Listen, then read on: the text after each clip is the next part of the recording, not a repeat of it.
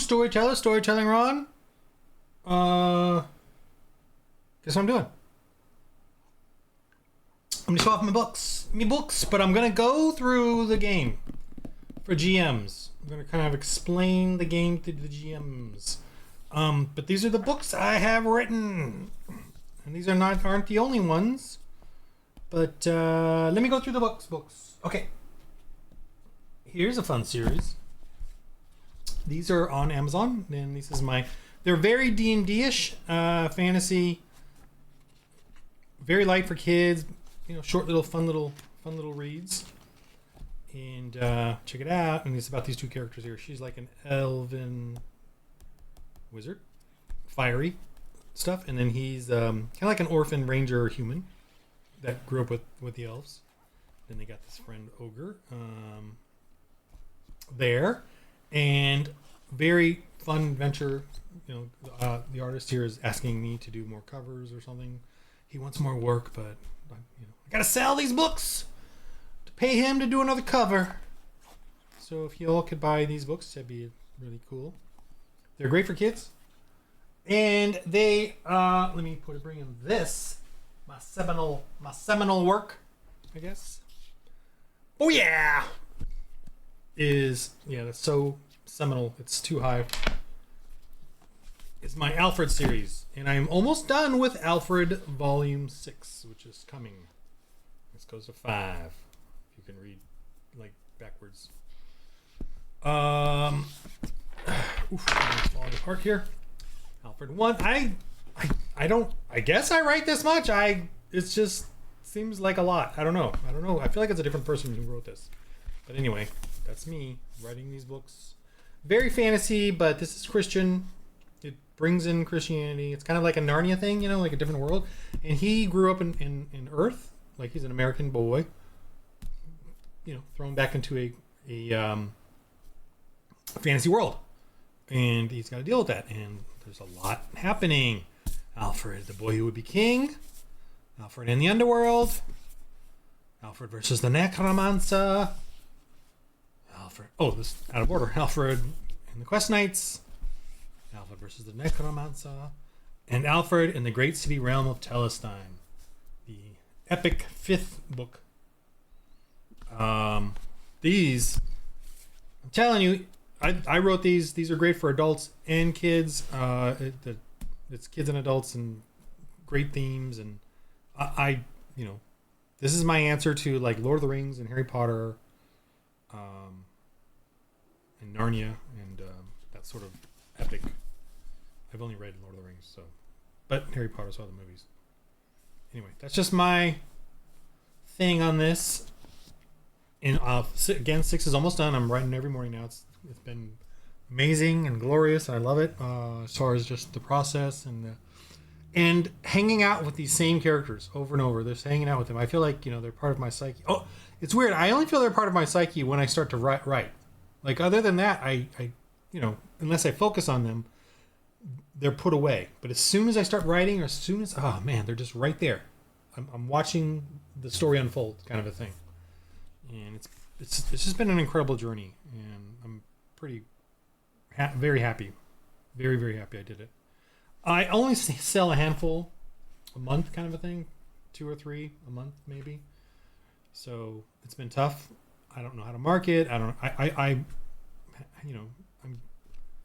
grateful and confident in what I've written, and I've had some really great people telling me stuff like that, or that, and I'm just grateful for it. I'm just joyful.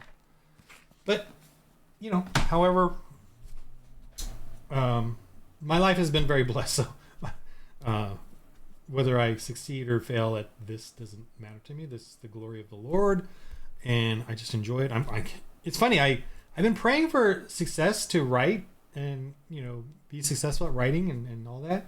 I've been praying and for many, many years, thinking that the Lord never answered because I don't get that great of sales. But then here I am every day getting up to do this every day because my wife has been blessed with her work, and I ended up homeschooling the daughters. I gave up my CG producer film career because I had two sales agents. I've been in the American film market twice, and and it was in 2008 when the mortgage crisis occurred. But I was really on the cusp of something there because it was pretty crazy. I had two sales agents, one after the other for a film I was doing or did, and then and then was in the American film market, and then I was going to make enough money to start continually making more and more films. And I even was working on my second film out of frustration because of the 2008 mortgage crisis collapse. But I was working on my second film, and the wife was letting me, and it was even better than the first one, but I never finished it. I'm like 50 to 60% done with it, but I never finished it. And because I ended up giving it up to homeschool the daughters, and then from that point on, I never, whatever. But I started writing because I could fit this in whenever I could. And but the thing is about me praying to the Lord for success is what was the end goal? Was for me to be here writing, and he answered it. Lo and behold, he's been answering my prayers the whole time that I thought maybe he wasn't because of the sales numbers. But yet here I am doing what I want. So this is Night of the Dead. This is my hardcore adult story. It's funny, I wrote this one in between the Alfred books, and this is like this is very gory, very violent, very, for dads, basically. Moms definitely could read it too. 15, 16-year-olds that have an attitude problem, you can give them this. Because it's hardcore, it's Hollywood, it's like modern day, and it's a Christian end times, but he's also dealing with Hollywood, individuals of Hollywood, under a post-apocalyptic zombie, satanic sort of fearful setting. So hardcore.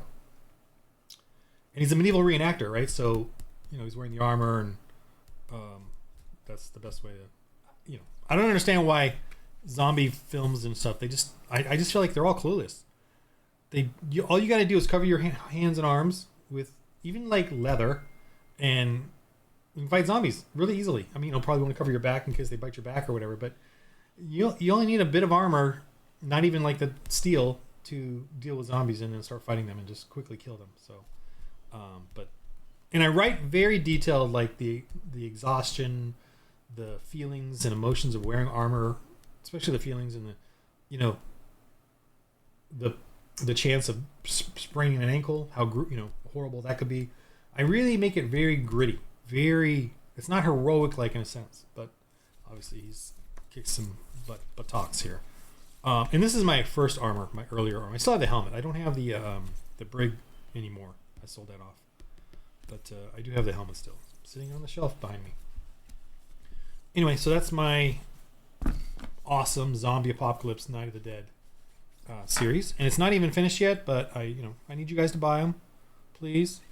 Buy a ton of them so that I can start writing it again. I really, really want to do is start reading them again. I want to totally read through these again, and then start on Volume 5, Night of the Dead. But I got to finish Alfred. I really got to finish Alfred, and then I do want to write more sort of shorter, Christian, hardcore missionary type fun things that really come off of a Ford Load RPG. But I can do modern tales or fun ones or hardcore ones, or humorous ones. Anyway, so now these are my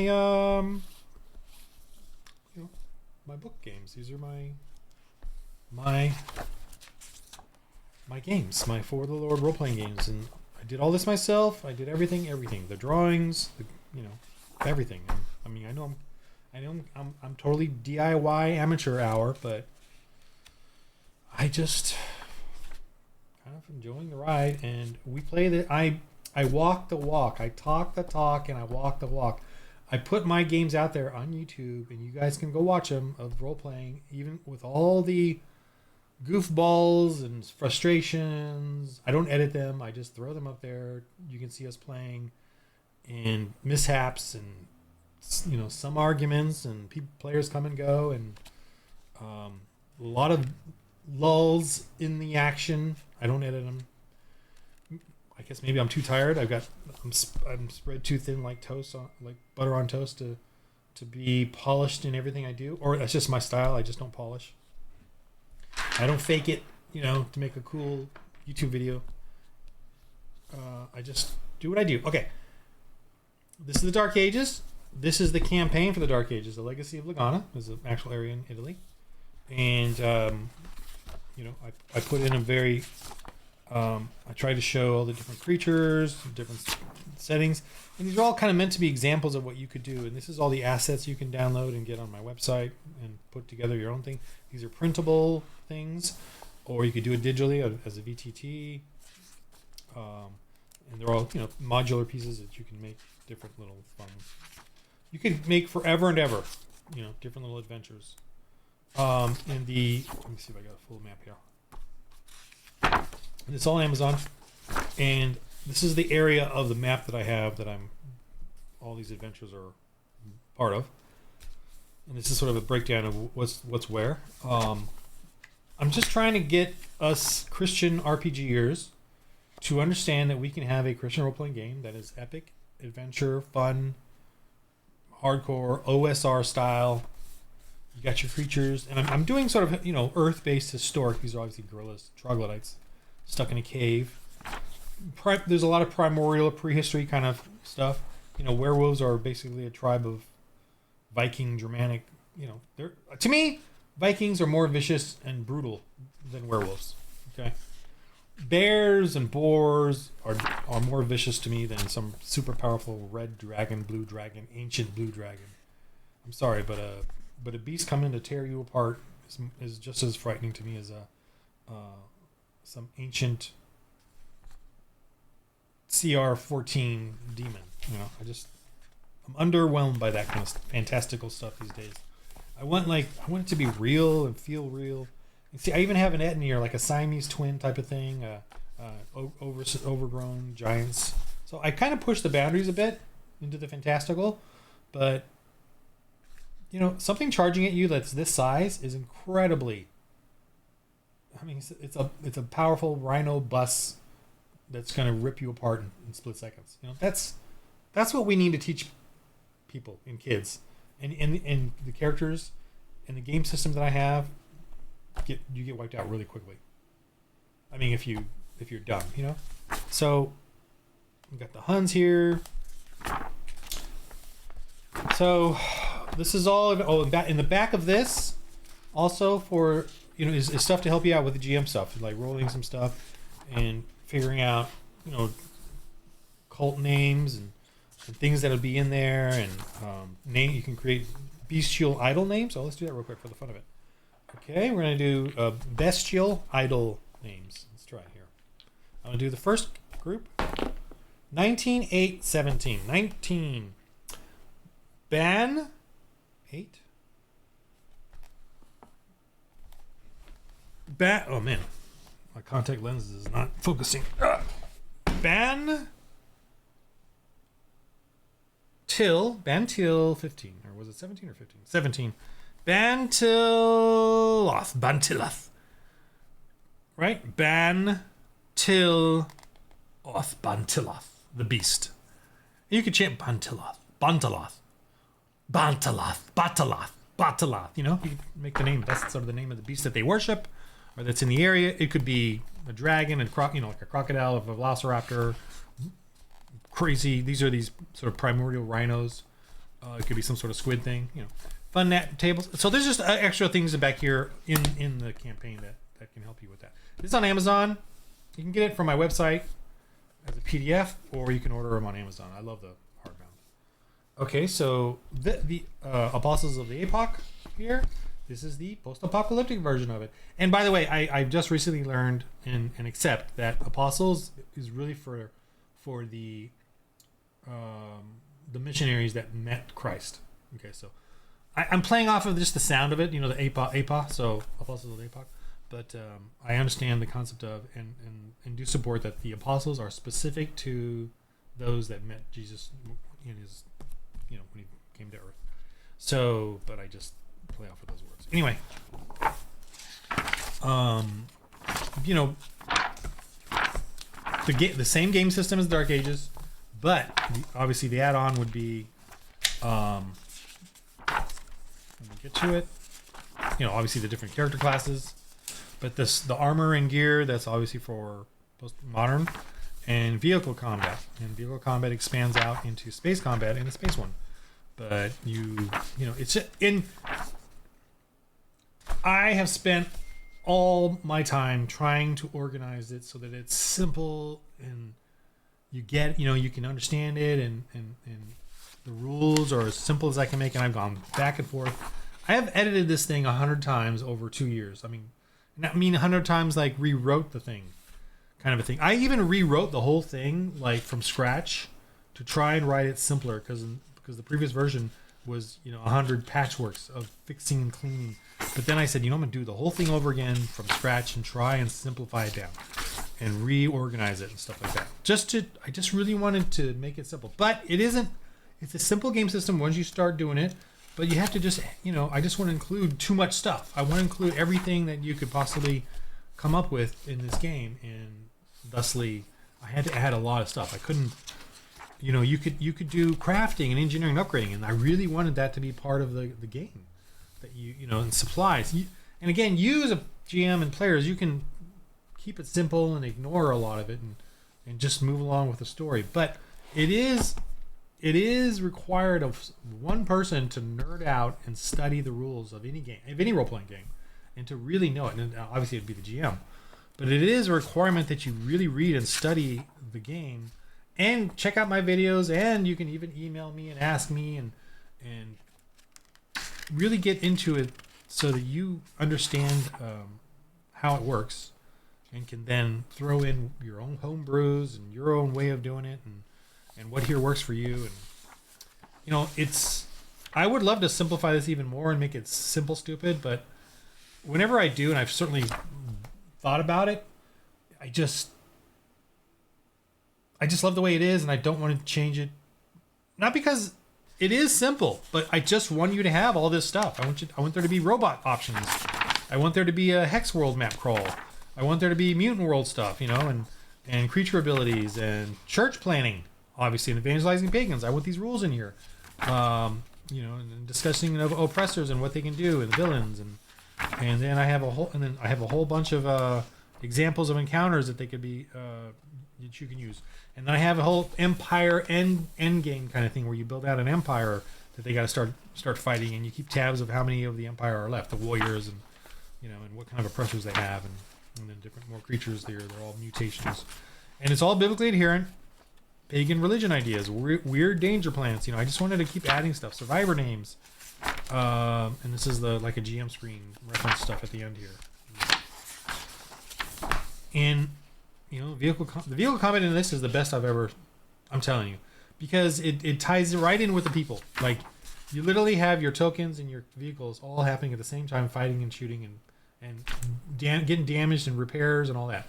And every other game I've had where I've had vehicle spaceship combat, you've had to separate those out into different games, basically. The role-playing game, and then the vehicle combat kind of turns into sort of a board game, of ship combat kind of thing.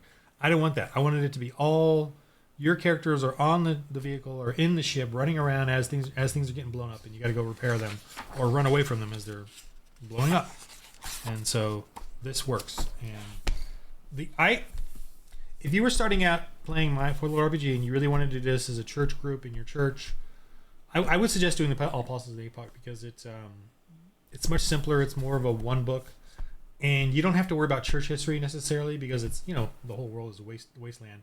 So you're going out finding survivors, and then you can make up any kind of paganism you want that the survivors are doing, and then the Christians go in and do missionary work and try to plant a church at that location of the survivors, and then move on to the next hex. It's a hex crawl type of thing where you create a hex world as you move along. You build out the hexes. The GM does. So let me get to the page where I can show that. But these are all hexes. All these encounters are like, that hex has this encounter, that hex has this encounter, this hex, and the hex, there is this thing. You start here, and the players decide which direction they want to go in based on the terrain of the hex, and then the GM rolls out what's on each hex. And it's a guide. You can roll here and get your ideas, and then come up with something, your own idea, or work within the parameters of this. And I like to work within the parameters just because it challenges me to come up with. And these are the creatures that might be there, and you can roll some abilities if you want. And then these are all finding treasures, finding supplies, and then evangelizing in church plants. So, and you build out this hex. Like imagine cutting these out as printouts and then taping them together. And as you play along, you build out these hexes, and that's the map. And eventually, though, you're going to come up to ruins. The ruins hex, which I guess I don't have one showing here, but there is a hex, one that's drawn with like a city wasteland. That one will start eventually trigger the Empire, which is then the end game and the Empire is meant to be like. Let me go over here just for the fun of it. The Empire being triggered is meant to be one of these locations. Let me find the Empire section again. Where is it? They got secret weapons that make them really, really strong. So the Empire is meant to be one of these hexes, or a series of hexes. Right? Seattle Port Mega Sprawl, San Fran Jose Mega Sprawl, Los Angeles San Diego Entertainment and Naval Spread, Denver Springs Military Silo Sprawl, Dallas Fort Worth Military Industrial Complex, Chi Detroit Land Banking Securities Network, New York DC Conglomerate Sprawl, Nash Atlantic Farmland Industries, Orlando Ken Space Industrial Rocket Ports, New Orleans Farm Fish Seaports. So this is just sort of a flavor thing where when you get the Empire and whatever ancient ruins are there, you can kind of cater it towards one of these. You roll if you want or pick one. And you can kind of cater what's there to that if you want. And this gives you a sense of the culture of the Empire that you would have as the trigger.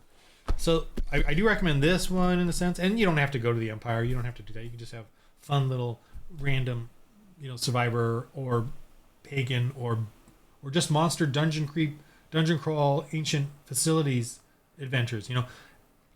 The evangelism and church planning of my Christian role playing game is it's probably 1 out of every 4 or 5 adventures. The rest are fun, the fun regular adventures, dungeon crawls, ancient tombs, mines, whatever. Ruins, exploration, and fighting robots, mutants, creatures, primordial, whatever. So then, the seminal Christians in Space. I love this. Here's what I love about this entire For the Lord RPG series. For me, well, a bunch of things I love about it, but one of the big ones is that we can take from every genre and turn it into a Christian game. Terminator, Warhammer 40K. Fantasy, zombie apocalypse, post-apocalyptic, I'm trying to. Oh, what's the word? The post-apocalyptic Gonzo. You can do Gonzo. My post-apocalyptic is Gonzo. Like, there's obviously there can be demonic possession and mutants and guns and swords and flying creatures. Christians in Space is biblically adherent, but you will have everything from Star Wars to Star Trek if you want in this game. Whatever kind of way you want to push it. I have space horror.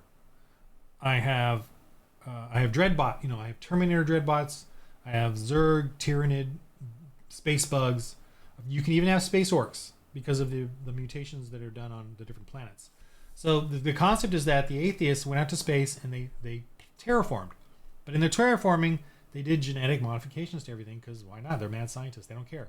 So they started creating all these different aliens that they purport to be aliens, but they're not. They're just humanoids. And some degenerate, some may be enhanced, but crazy. But all abominations to God. But not irredeemable. You can still try to save them.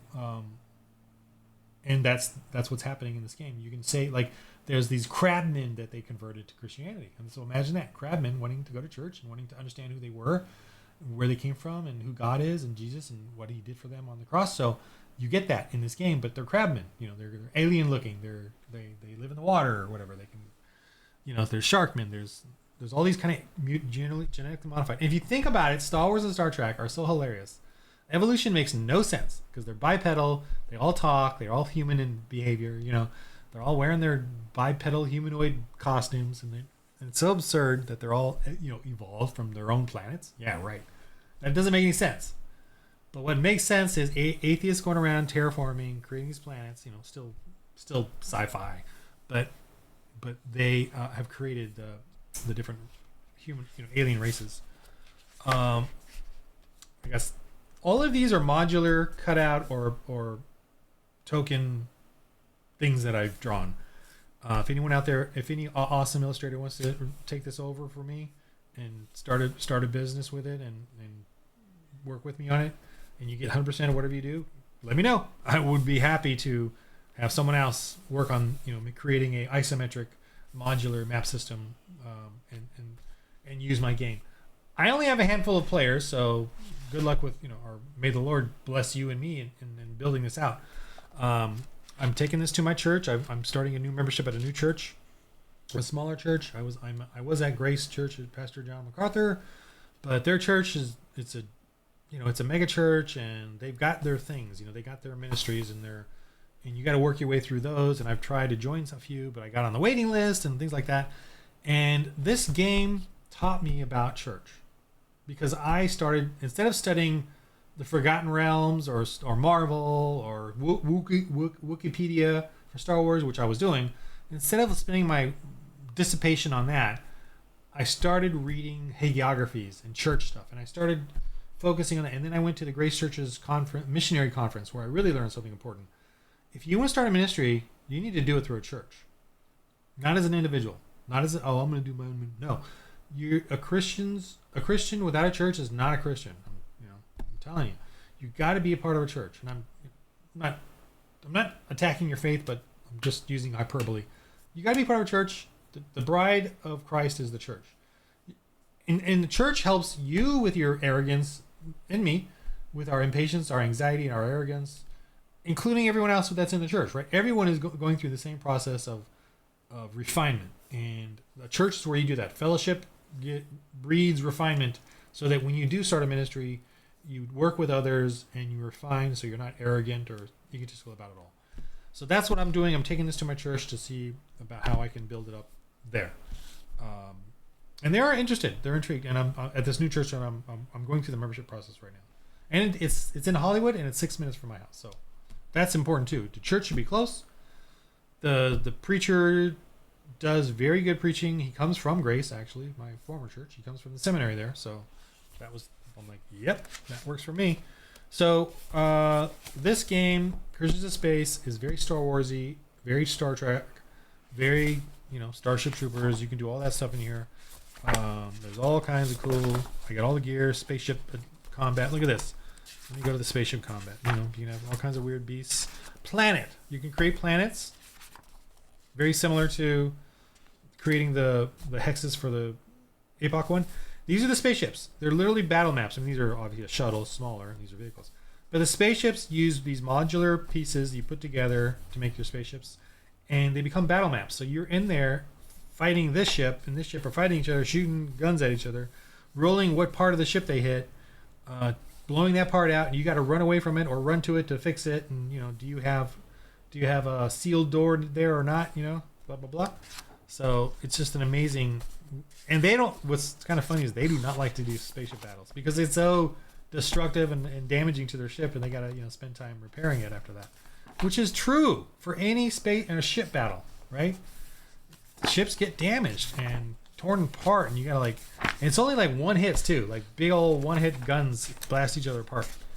Anyway, so that's that. I love the ship battles in this thing because everyone has a role to play. There's a comms person who does the first role, which is sensors and shielding and targeting. They do a big role, and they can, and whatever based on that role, they can give their bonuses to the other players. Because then there's a pilot who's piloting, and if he rolls super high, he can give that to the targeting or to defense of the ship. And then there's the shooters, and they can shoot. And then if the ship gets damaged, somebody, the engineer, the board out engineer, can run over there and start repairing. So totally awesome. You guys are missing out, man. Missing out. And I had to include all this stuff there. Look at these cool ships. And this ship has, upper level, lower level. This is a space station using the ship parts. And they go exploring at these space stations and encounter people and run around and have little adventures in there. And I have a timeline at the beginning that explains. Oh, I took it out. Oh, no, I didn't. It's here somewhere. It's got it. Let me see where. Let me put it in the GM section. The brief, timeline here. And this timeline is awesome because it explains the different ways that you can have a Christian role-playing game. And here's the funny thing about this. If you want to steal my game idea, my For the Lord game mechanics, that's not a you don't steal it because I cannot copyright or trademark that. So the game mechanics can be copied by each and every person. And mine is OSR. I kind of copied from OSR's D20s plus dice pool games and combined both of those in a fun way. But this I can trademark or copyright rather. I can copyright this. So that you can't take any of my ideas and use them for your game. But I don't want to do that. And I don't need to do that. Because if you Christians steal my ideas, guess what? It's for Christianity. Because this whole timeline is I'm just sort of stealing from the pagan ideas already and then incorporating it into a earth-based Christian timeline that's biblically adherent. So why would I want to hinder another Christian from taking this and then grabbing onto this part and using it for their own stories and games or whatever, or novels or whatever? Feel free to steal these timelines for your Christian missionary church planning thing. Now, if Mormons or whatever heretics that I don't really like do it, whatever, I don't care. But if you're a Christian out there, Catholic and Orthodox, fine by me. You can steal my concepts here and use it because it's the kingdom of God and glory of God. So fine with me. I don't have enough time to do it anyway. But I have a post-apocalyptic, think Gamma World, zombie apocalypse, crazy mutants, and road warrior gangs. That's what my apocalypse game is. Horror alternate history is here. And modern day setup. This is like cyberpunk and cyberspace stuff here. New World Order stuff. Alien invasion. This is like XCOM, Mars Attacks, Terminator, any alien invasion genre. And this is here like Earth-based, being invaded by aliens. War of the World stuff. This is this kind of concept here.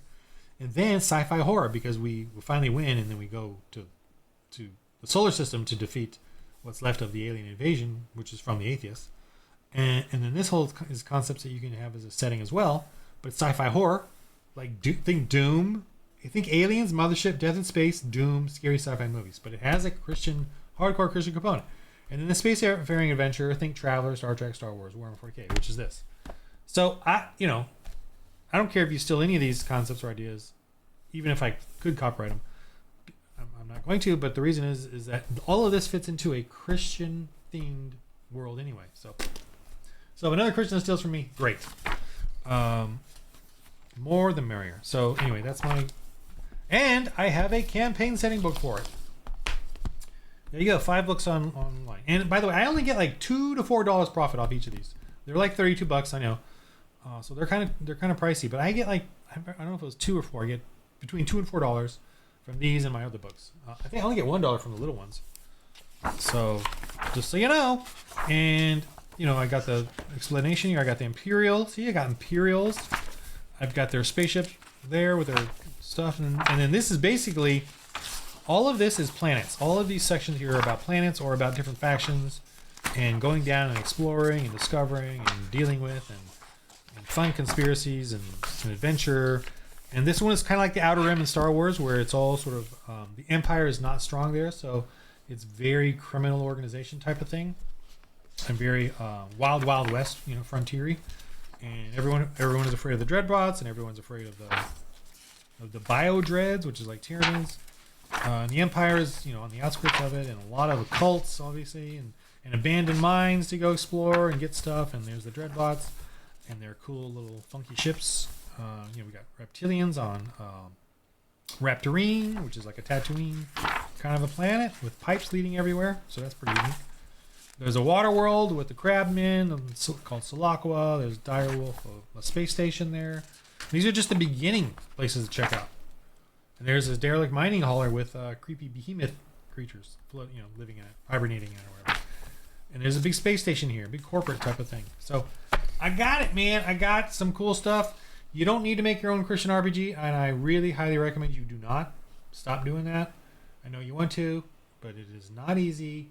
It's a waste, and we're diluting the waters of Christian RPGs because there's so few Christians willing to play a Christian RPG. So I say, get mine, and give me $2. but I'm just working on it full time. And it's taken me over 2 years now just to get these done. And it's foolishly I did 3 of them. I'm working on a Gothic one as well right now, to the fun of it. It's the same rules, little add-on group fighting stuff, but the same rules otherwise. I don't know if I'll make a big book out of it or not. It doesn't need it. It's just a setting. I'm I want to dissuade you Christians from making your own Christian RPG. And the reason is 2 years full time. I spent full time on this, over 20 grand for this and that and that and this and doing this and doing that to do it. And I have maybe less than 10 people playing it. So if that's what you think is important to you, just so that you can create your own Christian RPG, go ahead. And I get individuals like that on my Discord and my emails every couple of weeks. They say I've got a great idea. They like my ideas, but they got their own game to do. They're going to design and create. Like, okay, but then they want my time, and I'm like, I don't have time for your game. I'm working on my game, and I'm working on recruiting players from my game. I don't have time for your game, and I don't have time to welcome you to my group when all you want to do is take my players, right? So if you don't want to work on, play this game and be a GM and help out here, don't waste my time and don't waste your time. Create your own game. Be separate. I'm sorry, I'm being harsh, but this is the truth. It's like this is the analogy. We're struggling to build a church. We're building a church in this really harsh community. Someone comes along to our church. Oh, this is wonderful. I'm a Christian too. Great. Well, come on in and help us build this church. Oh, no. I'm going to start a church down the block, but I was wondering if any of your members would like to come to my church, because I'm a Christian too, just like you. A church would never accept that. And so I'm not going to accept, another person that wants to create their own game, Christian role-playing game, coming to my role-playing game, discourse channel or circle, and then just wanting to take, recruit my players. Go out and find new players. Go out and start your game. Spend 2 years full time, 40 to 60 hours a week, working on it. Because you can make a game. It's very easy to make a game. Oh yeah, take a few weeks. You make a game. Doesn't mean it's going to play. Doesn't mean it's going to cover everything. Doesn't mean you need 100 players and a year or two worth of playtesting. And remember, a year or two worth of playtesting, you only get one group each week maybe to playtest. And it takes a while to find the kinks in the armor. So, yeah. Anyway, that's my little rant at the end there. My frustration with that, because this is hard. It's really hard to do this, and as you can see, I do a lot of work, but I have nothing to show for it as far as a culture, a gaming group, or a culture. I mean, I play regularly, and I walk the walk. I have it on my YouTube channel. I have enough players, and I'm enjoying this thoroughly. I've had over 70 episodes of My Christians in Space done.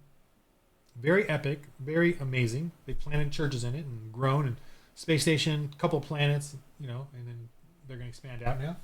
But where am I but I can't seem to spread it in a sense of like having others with their own agency play the game. Get it, take it, and start their own games. I can't seem to get that going in it. So, but I will not play any other role-playing game. I have no desire to. I won't play D&D. I'm not going to play. This is,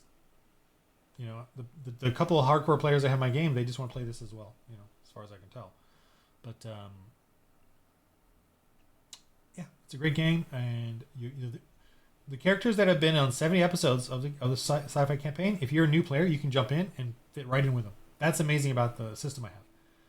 They are high level, right? Like 20th level, I would say, but they're still in it, and they're human. They're still mortal, and the new player can come in and help them. And I don't have to put in like CR 14 or CR 20 demons now. I can still put in orcs and goblins, and it's still dangerous. Even to the high level player. Well, this sounds kind of boring. No, it's awesome. It is wicked and awesome, and I have to be creative in the story and who they encounter and have different types of things happening. I don't have to just add CR10, CR12, CR4. Or, that's the solution other games have, is they just stop playing that game and start a new character. That sounds boring to me. That's totally boring, because that's a cop-out, I'm getting ranty here at the end. But anyway, All right, well, that's my For the Lord pitch of my games, my writing. I'm joyful in what I'm doing. I just feel like people are missing out being able to say the gospel. And this is it's a ministry of mine to get Christians to create the culture that they love around other Christians at their church. So if you love fishing, have a fishing club at your church. If you love hunting, have a hunting club at your church. You role-playing games, have a role-playing game at your church. If you do D&D, fine, but I would just not recommend that. But start a club at your church of things you love to do. But we need to rebuild the church in a church culture that, yes, offends everyone else. We're not being offensive enough. Our churches are silent, we're quiet, we're retreating. That's why you see what you see in the world. That's why Charlie Kirk was killed and people are cheering it on. Because the church culture is not to be seen. We have 30% now church attendance in America. We're barely hanging on there. We need to fight back and increase that. In Europe, they're at 5%. So why do you think they're bringing in Muslims and all that? I'm ranting again, but anyway. Get back to your church. Start a For the Lord RPG. And if you need any help, email me, text me. I'll run you through it, walk you through it, show you how to play it, give you the starting points. My channel has a lot of stuff on it. There's a how-to playlist, and plus the games. You just listen to them, podcasting kind of thing.